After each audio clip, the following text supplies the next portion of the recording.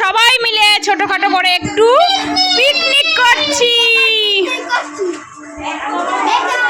তো চলো, কত লোক দেখতেই পেলে কত লোক আছে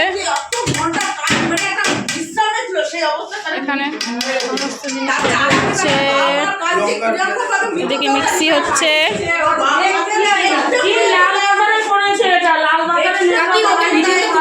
ওকে তুই নি ওকে নি উঠিয়ে আমি উঠলেও এডিট করে দেবো। এখানে চিকেন রাখা আছে ধোয়া, আর যে ময়দা।